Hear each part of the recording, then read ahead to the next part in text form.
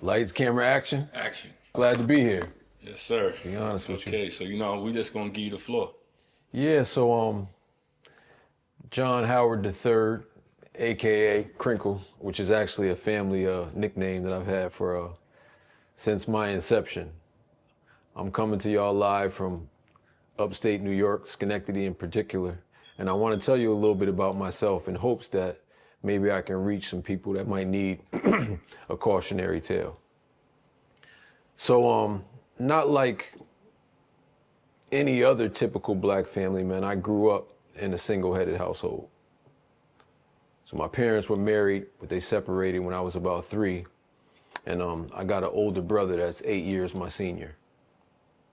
Because there was such of an age gap between my brother, I think in a lot of ways, our roles were more aligned towards almost like a quasi pops type of a brother type scenario. I remember my brother just being influential. And even when he didn't probably intend to expose me to certain things, as a youth, we're impressionable. So you get to watch and kind of see a lot. So I don't know exactly where to start. I know as a kid, I was heavily involved in sports, which is something that's pretty common with people of color, and particularly in Schenectady. Schenectady is a small town, a small city, should I say, right outside the capital of New York. And growing up, man, I wanted to be a professional athlete. It's probably something that we hear often, but as you're going through that process, man, as an athlete, there's a certain amount of notoriety that you get as a kid. Now, I was good in sports, and I felt like because I was good in sports, it kind of kept me out of some trouble. But then we're going to fast forward. We're going to fast forward to going to a private high school where I played both football and basketball. And my private high school was predominantly known for basketball. And I was more of a football player. So when that professional dream kind of fell to the wayside, I think I did what a lot of youth do. You kind of get involved in what your environment has shown you. And prior to me graduating high school, man, I had an older brother that had been in and out of prison a couple of different times. I think the first time he went to jail may have been a state bid for petty larceny or something like that, but then he went to state prison for selling drugs. And my brother was always the type of person that would try to keep me out of trouble for the most part. But I think at the same token, just coming up in an environment and not having other examples of black men that were doing positive things, that were, profitable, that was creating a lifestyle that we were kind of all looking up to. I remember my brother having a Nissan Maxima. So he had a Nissan Maxima, which was a foreign for back in these days. And what was unique about his Maximum is his Maximum was the year that it came out. A lot of his contemporaries had cars too, but they might have been 1 or 2 years older. My brother had a 2-tone Maxima, man, and I remember they actually had the combination on the side of the door. So if you locked your keys in the door, you could actually hit the combination and pop the doors open. Leather interior, brand new off the lot, and he didn't have no job. So me being young and impressionable, I gotta say that there was a certain amount of awe that came in looking at the lifestyle that my brother led. And it wasn't just him, it was him and a bunch of his friends, man, that rose to some sort of prominence in this area. So much so that obviously when you're in that lifestyle, man, you're running a race against law enforcement. And I remember as a kid, in one particular instance, man, the police coming to the house to arrest my brother. And when the police came to the house to arrest my brother, they had an arrest warrant. And what's important about an arrest warrant is the arrest warrant essentially says they can come here and arrest him for a crime he committed. But I remember when he went to the door, we had a shotgun underneath the couch. And I also remember my mother being nervous too. And there was something that happened during the course of this arrest warrant that made them try to raise the standard to a search warrant. So instead of them coming to arrest my brother and taking him away, they actually searched my house. And I had to be 12 or 13 at the time. And the situation was pretty traumatic because I just remember feeling powerless. I remember my mom was in nightclothes, and I remember law enforcement kind of questioning her and not allowing her to move the way she wanted to move. And it just felt to me like, who is this authoritarian figure being able to enter into our homes and kind of dictate what my mom could do? She's not dressed. She's not comfortable. My brother's in handcuffs. Before you know it, man, they ended up arresting my mom too. I don't remember exactly what they charged her with. It might have been something like obstruction of justice. I think she was very protective of my older brother. And because my dad wasn't in the household, that kind of left me to kind of figure things out on my own. I remember, if I'm not mistaken, even having to go to school that morning. So when they conducted the raid, it was probably 6, 7 in the morning. I probably had to be to school by 8. I remember going to school and not being able to focus. Before you know it, my mom got right back out. And obviously, she didn't have no long charges. She didn't have anything extensive. But my brother went away, I think, for like a 2.5 to 6. It was a big kind of shock because growing up, it was always just me, my mom, and my brother. So to have him gone for a prolonged period of time kind of made me feel like there was a different level of responsibility. My mom, being a single mom, she did the best she could, but I know that there was times where she worked extended hours. And because she worked extended hours and my older brother was no longer home, I kind of had to fend for myself. And I don't regret any of that. I think that a lot of that made me the man that I am today. And it definitely contributed to other factors that I'm going to speak on. So after graduating high school in '94, I went away to school, and a bunch of my friends were all at Division I programs. I had a friend that went to University of Iona. I had another friend that went away to Marist University. I had another friend that went to University of Notre Dame. And all these guys were playing basketball and were doing well for themselves. And I ended up going to Schenectady Community College. And while at Schenectady Community College, there was always this stigma attached to the college for whatever reason. I think a lot of people looked at Schenectady Community College almost like an extension of high school, like 13th grade type of a thing. And I remember going down there and a lot of guys, playing cards in the common area and just not really focused. And I still was holding on to this sports dream. So I knew it was important to make sure I maintained a certain GPA. Got my grades up, and I transferred over to the University at Albany. And once I left high school and started at the community college, neither my mom or my dad had much money. Nobody had any college tuition set aside. So I took the traditional route of trying to apply for Pell and TAP and utilize these loans, but there was still tuition charges that were left over. Fortunately, my brother had came back home. And what did that mean? That meant another resource in the house.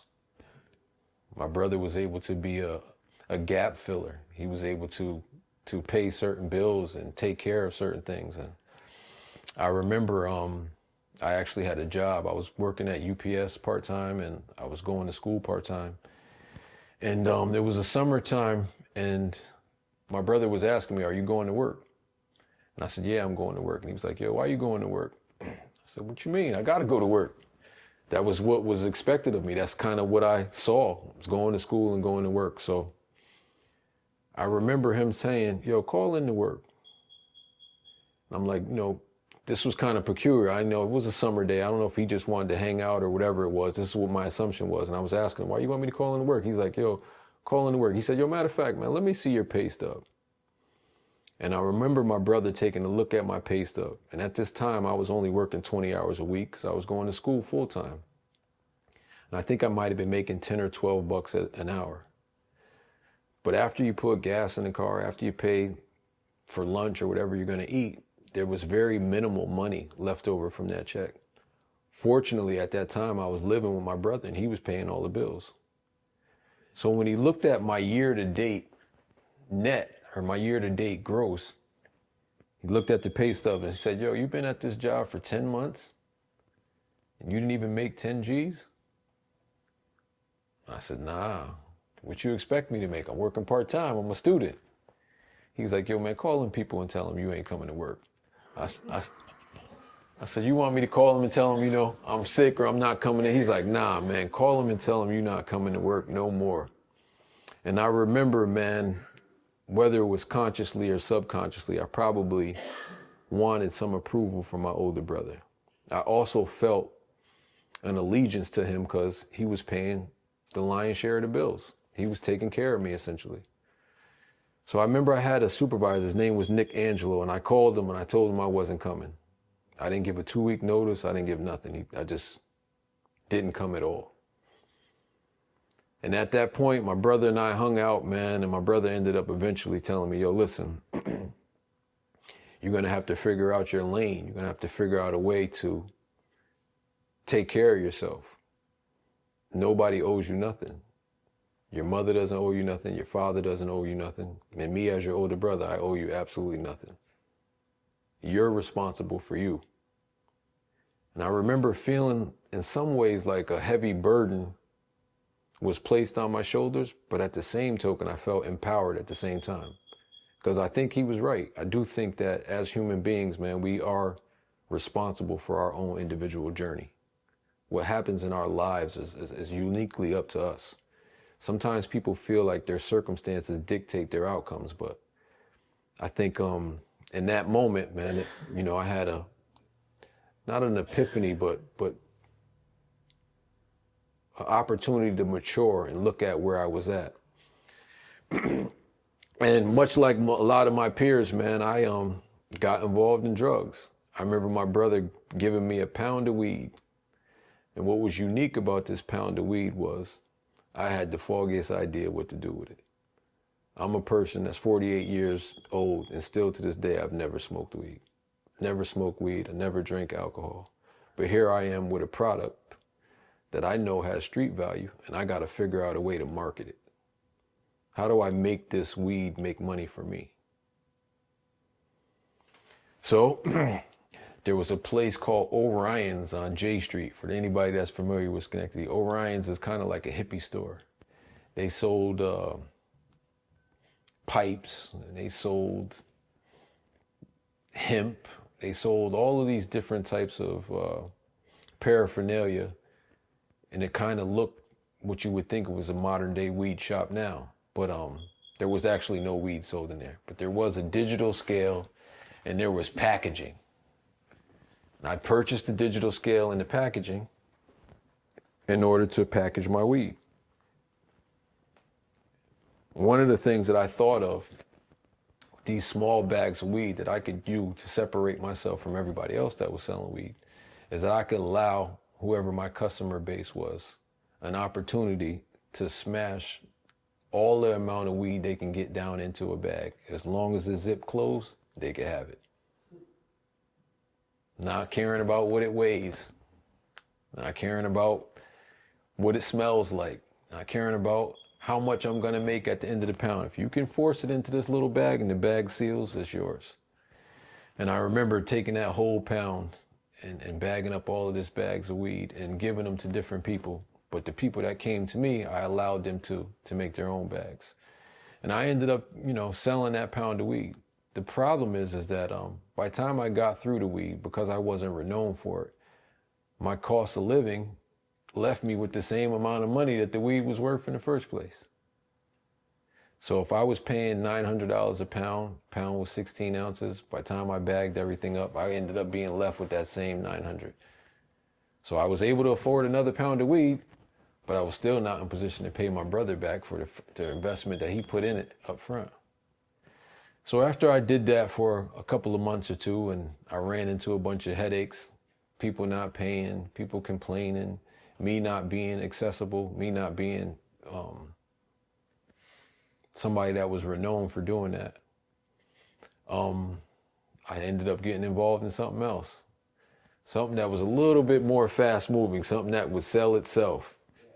Yeah, something that my town was kind of renowned for. So at this time, I want to say I'm looking at probably 96. There was a crack epidemic that hit Schenectady, probably 84, 85, 86. I remember around 88, I'm 12 years old, and this is the time my brother's having this maximum. And I remember seeing all these fancy cars and all this big jewelry and all these guys in my neighborhood living this lifestyle based on being able to sell this illegal substance, so to speak. So I'm thinking, no way in hell I'm going to be able to compete with everybody that's been doing this. These guys have been off the porch a lot longer than I am. But believe it or not, man, this product has a way of selling itself. And the more you get involved with certain things, you'd be surprised how your network and the energy that you attract will come back to that exact same thing. So I never did the corner standing. I never was outside on the block. I never stayed in the spot and sold bumps. I never did a lot of things that my peers did. I was fortunate in the sense that I was able to take money from the weed and buy some drugs and being able to sell the drugs. In some ways, I won't say as a weight dealer, because I was very, very small. I didn't really know what I was doing, but I wasn't bagging up an 8-ball. That wasn't what I was doing. I had friends and family and different people that I knew that were interested in this product. So I would sell something to them. They'd have enough to be able to sell something for themselves. And over time, my thought process was the more they grew, the bigger I would grow. And to my surprise, man, I ended up being successful. I think one of the things that kind of allowed me to have some sort of success in that lifestyle was the ability to save.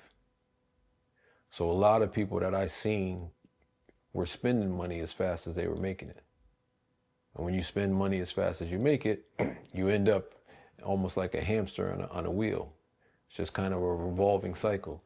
And I always would tell myself, when I seen my brother and a lot of his peers, I would say to myself, man, imagine if you sold drugs for a temporary amount of time, made X amount of money, and were able to take that money and put it into something legitimate. That was my mindset. How can I transition out of this lifestyle? The same way I transitioned out of working at UPS into selling weed. Now, how can I transition out of this lifestyle into something profitable as well? One of the things that resonated with me was growing up, I told you I lived in the house with me, my mom, and my brother. But fortunately, man, my grandfather owned that house. So because my grandfather owned that house, I grew up with an ownership mindset. I seen him fixing real estate. I seen him maintaining real estate. I seen him collect rent from real estate. So I thought, maybe if I made X amount of dollars, I could take that money and buy real estate and get away from doing anything illegal. Problem is that the more money you make, the more money you end up spending. The bigger your eyes get, the more loftier your goals get, the more people are dependent and relying upon you. So this lifestyle that I started to create, it almost kind of takes over a part of you. I remember my dad saying to me that he never knew that I was involved. The vast majority of people didn't know I was involved, but he ended up saying what made him think that I was involved was he said he started noticing some hubrism from me. Hubrism is like arrogance. Like I had this air about me, like nobody could tell me anything. You know, the money gives you a false sense of security. It kind of convinces you that, you know, whatever problems come your way, you can kind of resolve it. And I think subconsciously, I wasn't even aware of that.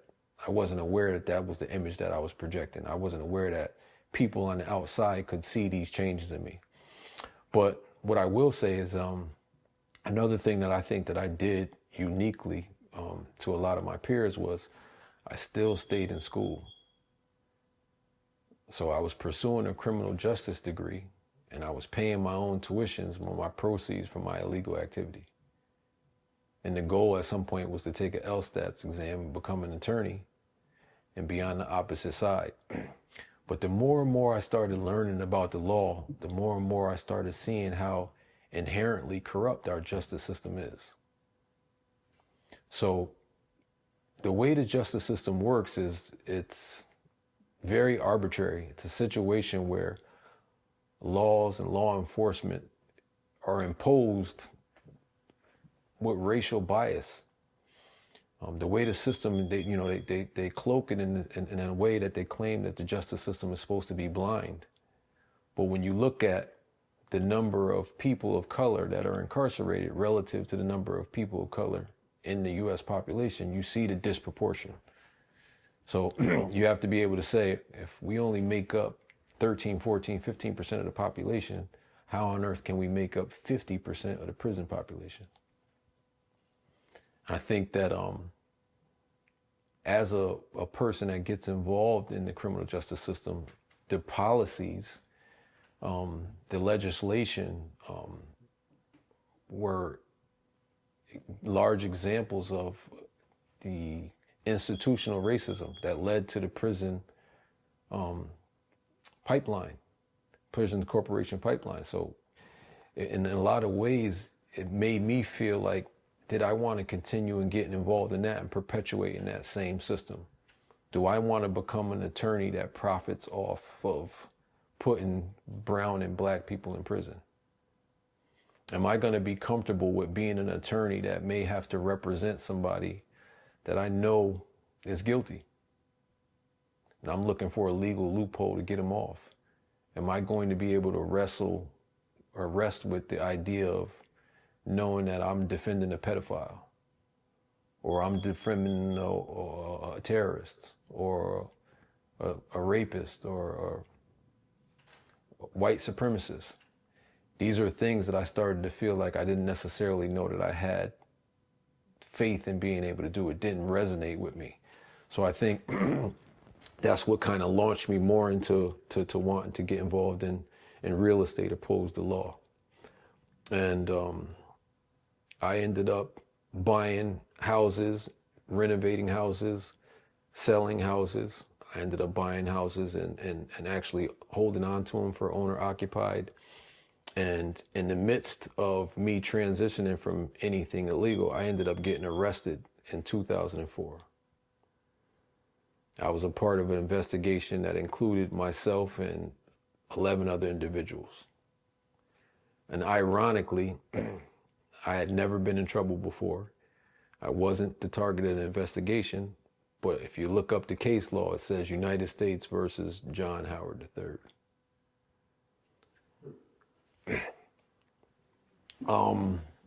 Fortunately, when I got arrested, because I had no prior record, I was able to be released on bail the very next day. And from that date of bail, I was out for 3 years and 7 months fighting my case. There was a situation where law enforcement alleged that they pulled me over in a vehicle and they found drugs in the vehicle. The ironic part about that whole scenario is that the pullover was, in their words, a ruse. They actually pulled me over with a friend of mine, and they claimed that they had a report that a car that fit my description ran somebody off the road. And I was a passenger. The car was mine. My friend was driving the car. We were actually coming back from Woodbury Commons, which is a popular shopping outlet. And it was 2 state troopers, and they told us that they were going to bring us to a trooper barracks to see if this car could identify us. And I wanted to be complicit with law enforcement, so we got in a trooper barracks. They never put handcuffs on us. I thought they were going to separate me and my friend, kind of ask us stories to see if, our stories conflict, anything to try to build up some sort of probable cause to search the vehicle. After about an hour and a half of waiting, they brought me and my friend back to my car. This was on May 19th, 2004, I'm sorry. When they brought me back to my car, my windows were rolled down, my glove compartment was broken open, I had a cue stick in my trunk that they broke in half and tried to use to wedge open the glove compartment. The glove compartment was unlocked. They had the keys. There were some items that were in shopping bags that were disheveled, and those items were clothes, and I remember like a digital camera and just different stuff that I bought. And they asked us, was there anything missing? And I told them, as I'm putting the items back in the car, I didn't notice anything missing. They gave me a card and said, hey, if you notice anything missing, you give us a call. This was May 19th, 2004. On June 9th, ironically, my brother's birthday, my house got raided, my brother's house got raided, and several other of my co-defendants' house got raided. And I got charged with conspiracy, with possession with intent to distribute, based on drugs that they alleged they took out of my vehicle. Never seen any drugs, never had any dog, never gave any consent, never got any search warrant. I don't know what was in that trunk. I don't know what was in that car. And I remember coming home and hiring an attorney and trying to tell the attorney my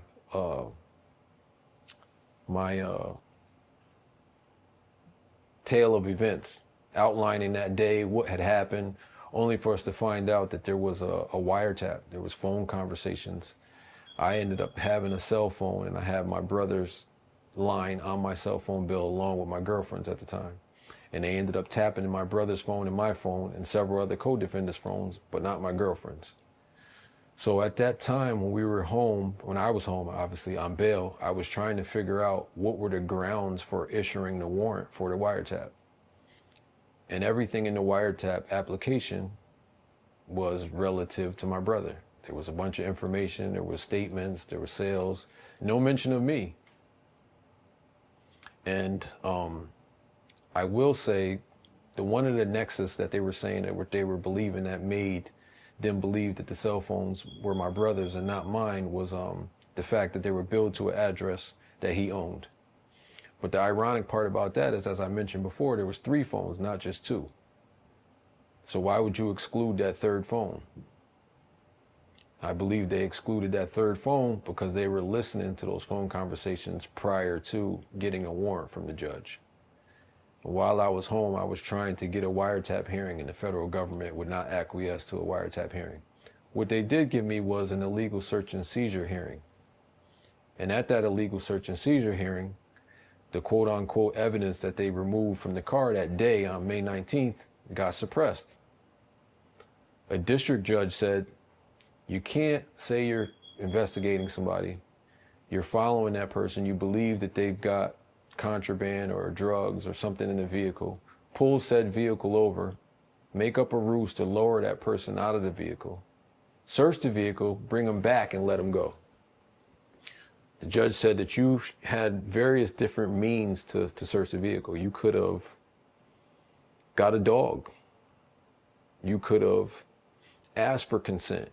You could have arrested the individuals and did an inventory search during impound. There was various different things that you could do. The government alleged that because the vehicle was a vehicle and that vehicle is inherently mobile, that they could search the car without a warrant, something called the Fourth Amendment automobile exception. But if you took me away from the car and you had the keys to the car, how is the car mobile anymore? At that stage, you had plenty of time to go to an issuing judge and get a warrant prior to you doing the search. So my district judge said any of that evidence can't be used at my trial. During that process, the U.S. government appealed up to the Second Circuit Court of Appeals. And at this time, there was a Court of Appeals judge named Sonia Sotomayor. She was out of the Second District in the Bronx. Ironically, she is now a U.S. Supreme Court judge, the only Latin U.S. Supreme Court judge to date, a female Latin Supreme Court judge. And she wrote a decision saying that the reason why she thought the automobile search, the warrantless automobile search, was justifiable because she's told that there's potential that Confederates of mine could have potentially found the car on the side of the highway and moved it before a warrant was procured. Now, I don't know how the Confederates would have had a key. I don't know how the Confederates would have known where the car was. Obviously they had the phones tapped. I couldn't call anybody. And when I got pulled over and they took me to the troopers barracks, they said that there was other troopers that surrounded my vehicle. So these other Confederates were supposed to get to my car and not run into other law enforcement that was still staying with the car that conducted the warrantless search. It didn't make sense, but that's neither here nor there. I ended up going to trial in January of 2008, 3 years, 7 months from the time of arrest. At trial, ironically, I was acquitted of this big conspiracy, but I was found guilty of possession with intent to distribute, the same possession that the judge ended up throwing out. So I want to wrap up the story by saying I've since reconciled. I came home in 2013. I got back into real estate. I'm doing well with the real estate. While I was away, I vigorously pursued appeals. I won some appeals court decisions. I appealed my case all the way up to the U.S. Supreme Court, only to never get any kind of response. So from prison, I did a pro se motion where I wrote into the U.S. Supreme Court and never heard back. I got the return receipt letter saying that they received it. But remember, one of the 9 U.S. Supreme Court judges is Sonia Sotomayor, the same judge that wrote the reversal at the appellate level. So in essence, I would be asking her to overturn her own ruling. So I've since came home and tried to put a lot of that stuff behind me. I honestly think that if I was to speak to my younger self, I would tell my younger self, despite, financial pressures, despite whatever circumstances that you're faced with, and there are resources, there are alternatives, there are other ways that you can make yourself financially viable, so you don't necessarily have to get involved, with anything quote unquote illegal. That's my story. Thank you.